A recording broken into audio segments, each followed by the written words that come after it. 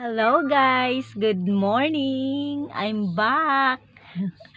Sorry kasi matagal akong hindi gumawa ng video na nakaharap ako sa camera.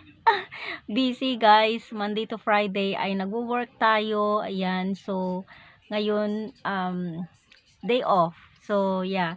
And then of course, kasi syempre sinamahan niyo ako sa aking journey sa mula job hunting hanggang sa ako ay nagbabaksin, hanggang sa nakuha ko yung job, hanggang sa nakapag-work na tayo. Yan. So, and ngayon, meron akong surprise sa inyo, guys.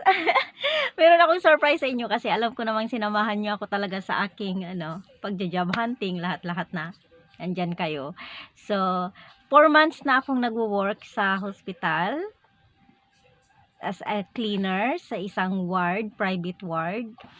So ngayon, meron akong surprise sa inyo dahil 4 months tayong nag-work, guys. Nagka-award tayo. Nagka-award. Ayan. Hindi ko akalain na magkakaroon ako ng award. Ayan. So ito yung ating award, guys. Nakuha ko is Living the Values Award. Ayan. Yan. Ito siya. Yan. Kasi nag-awarding nung September 24, pero ngayon lang ako nakapag-video, and meron tayong nakuhang 150 voucher. Ayan. So ito siya, guys. Ayan. 'Di ba? Hindi nyo akalain, no? The 4 months pa lang akong nagwo-work ay nakakuha na tayo ng award. Ayan. So happy ako. Tapos sabi ko nga kailangan ipaalam ko sa inyo kasi 'di ba, kasama nyo naman ay kasama ko kayo sa aking journey sa mula job hunting, vaccination, So, thank you guys. Na-miss ko kayo. Ang tagal kong hindi nakagawa ng sit down video kasi sobrang busy ako. So, yun lang. Mag-update ulit ako sa inyo pag hindi ako busy. Yun lang. Bye! So, ayan guys, ay nagka-award tayo. Ayan yung ating award.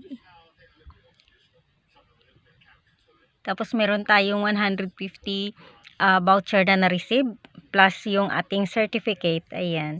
So 4 months na pagtatrabaho, guys, ay nagkaroon tayo ng award. Ayan. So I'm so happy. Ayan.